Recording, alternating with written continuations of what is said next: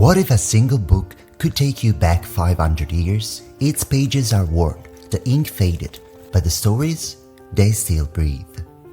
In the 16th century, Giorgio Vasari set out to do the impossible, to document the lives of not one, not 10, but 178 artists. He collected their triumphs, their tragedies, and their secrets into an epic collection across multiple volumes. The first of its kind. Today, we open a rare 20th century edition of that legacy, a volume that doesn't just tell stories, a time capsule filled with genius, gossip, and the raw beginning of art history itself.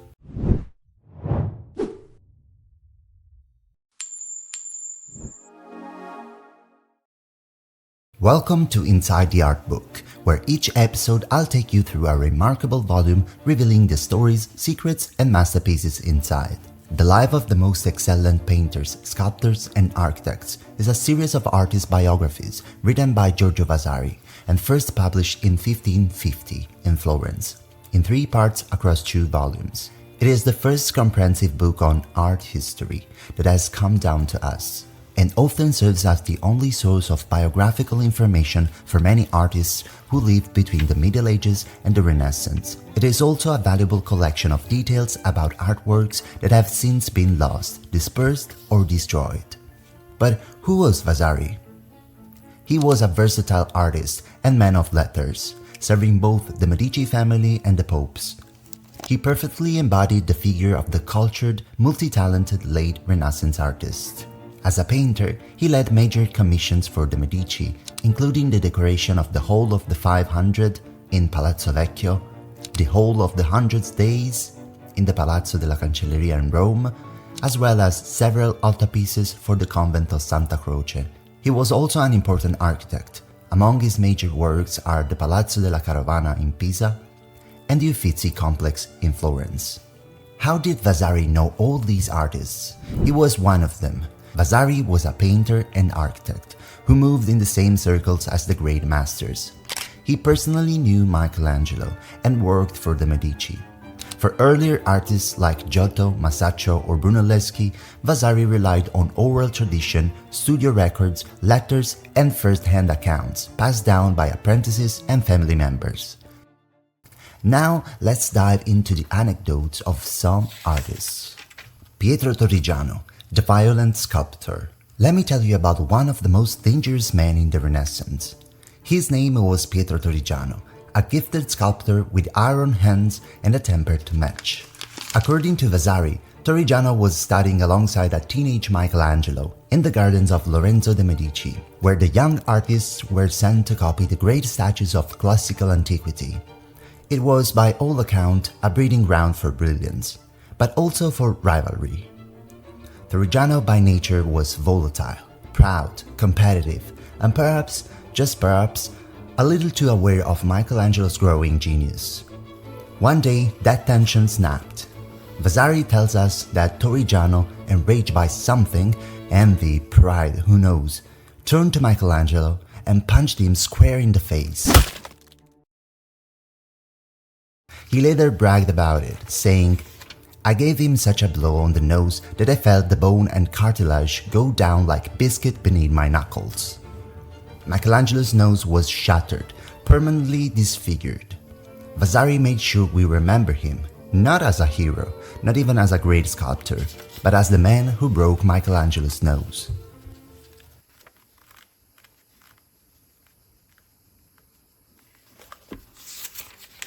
Piero di Cosimo, the artist who lived like a myth. Not all artists live like their paintings, but Piero di Cosimo absolutely did. He was, in Vasari's word, a man of fantastical brain, a phrase that barely scratches the surface. Pietro painted strange, primal visions, wild creatures, half-man beasts, ancient rituals unfolding in landscapes untouched by time. He didn't just study mythology, he seems to believe in it.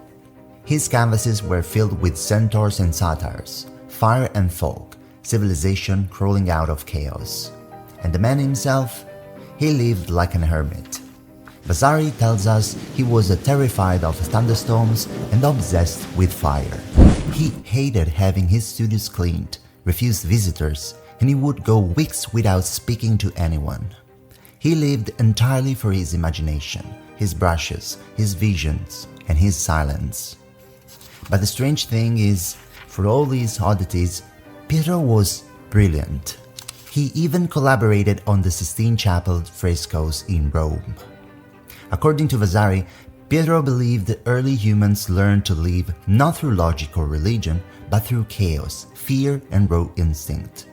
He painted them emerging from caves, discovering fire, forming language not as biblical figures, but as beasts slowly transforming into men. In a way, Piero di Cosimo wasn't just painting mythology, he was painting the birth of us. He died in Florence alone and largely misunderstood. But open his paintings today and it's like cracking open a dream older than history, a Renaissance mind that never left the wild.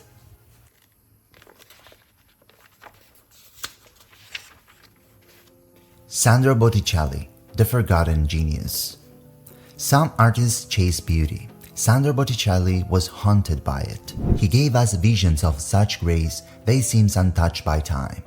The birth of Venus, the spring, paintings where every figure dances at the edge of divine perfection.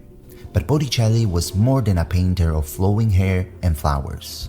He was also a man caught between two worlds, the golden light of the Renaissance and the dark fire of religious obsession. According to Vasari, Botticelli became a follower of Girolamo Savonarola, the fiery preacher who swept through Florence in the 1490s, like a purifying storm. Savonarola denounced wealth, vanity, and yes, art. He called for a cleansing of the soul and the city, and Florence listened. In 1497, citizens gathered in the Piazza della Signoria to feed a great bonfire, not of wood, but of books, mirrors, jewelry, and paintings. It became known as the Bonfire of the Vanities. Vasari suggests that Botticelli, caught in the fervor, may have thrown some of his own paintings into the flames. Whether or not he truly did it, what is certain is this: after Savonarola's execution and the preacher's brief reign of terror ended, Botticelli's life and career never fully recovered. He faded from the artistic spotlight. His style, once beloved, began to feel out of step with the rising wave of high Renaissance realism. He stopped receiving major commissions, his name, for a time, slipped into the shadows. And in 1510, he died, in relative poverty, in a small house in Florence, not far from the city he once enchanted. Leonardo da Vinci, the genius with no finish line. When Vasari writes about Leonardo da Vinci, he doesn't just describe an artist. He describes a force of nature. He says Leonardo had such beauty, grace, and brilliance that people believed he was touched by God himself. His talents weren't limited to painting. He was a sculptor, an engineer, an architect, an anatomist, a musician, a dreamer. A man whose curiosity never stopped devouring the world. But there was one thing Leonardo struggled with more than anything else: finishing. Vasari tells us that Leonardo often left commissions incomplete, not from laziness, but because his mind was always leaping ahead, chasing ideas faster than his hands could catch them. He was too aware of what perfection could be, and too restless to settle for anything less. Take The Last Supper, for example, his most ambitious fresco, painted on the wall of the Santa Maria delle Grazie in Milan. Leonardo didn't follow the rules. Instead of using true fresco, he experimented with oils and tempera on dry plaster, hoping for richer details and deeper colors. It was a masterpiece, but for a moment. Within years, the paint began to crumble. Moisture crept in, dust settled, cracks spread across Christ's face. And Vasari, writing just decades later, already mourned its loss, saying, "Nothing remains but a shadow." And yet, that shadow still haunts us, because what Leonardo gave us wasn't just technique, it was soul. In that fragile, fading scene, he captured betrayal, doubt, heartbreak, and faith with more humanity than had ever been painted on a wall. Andrea del Verrocchio, master of masters. Some artists are remembered for what they created. Andrea del Verrocchio is remembered for who he shaped. He was a master sculptor, a skilled painter, a goldsmith, but above all, a teacher. And not just to anyone. His workshop in Florence trained the likes of Leonardo da Vinci, Perugino, Lorenzo di Credi, and even Botticelli. But even masters have moments they never forget. Vasari tells us the story of the baptism of Christ, a painting commissioned for a monastery in Florence. Verrocchio began the work, painting Christ and John the Baptist. Strong and solemn. Then, as was tradition, he left one of his young pupils paint a smaller figure in the composition, an angel, standing to the side. That pupil was Leonardo da Vinci, and what Leonardo painted stunned everyone. The angel shimmered with lightness and grace, his face alive with emotion, his robe whispering with color. Next to Verrocchio's own figures, Leonardo's angels felt like something from another world. When Verrocchio saw it, Vasari says he was so overwhelmed, so humbled, that he put down his brush and would never paint again. Now, whether that's strictly true, we'll never know, but the meaning is clear. The master recognized something divine in the hands of his student, and he didn't fight it. Instead, Verrocchio poured himself into sculpture, creating works of great dignity and strength. Equestrian statues, elegant tombs, architectural marvels. He didn't chase glory, he built foundations, and maybe that was his true genius, not in claiming the spotlight, but in lighting it for others. Because without Verrocchio, there might never have been a Leonardo, and that's not a footnote in history, that's legacy. Donato Bramante, the architect of ambition. Some artists dream on canvas. Donato Bramante dreamed in stone, shadows, and soaring dome that touched the heavens. He wasn't just a builder, he was a visionary of space, of order, of sacred geometry made physical.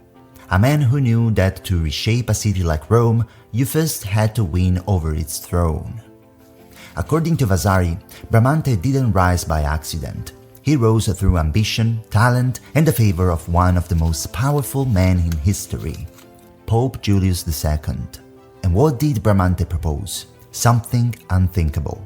Demolish the ancient Basilica of St. Peter, the very heart of Christian Rome, and build a new one. Bigger, holier, eternal. It was an outrageous idea, but Julius believed in him. So the old St. Peter's, dating back to Constantine, was torn down, brick by sacred brick. And in its place, Bramante laid the foundation for a structure so vast, so mathematically divine, that it would take over a century to complete.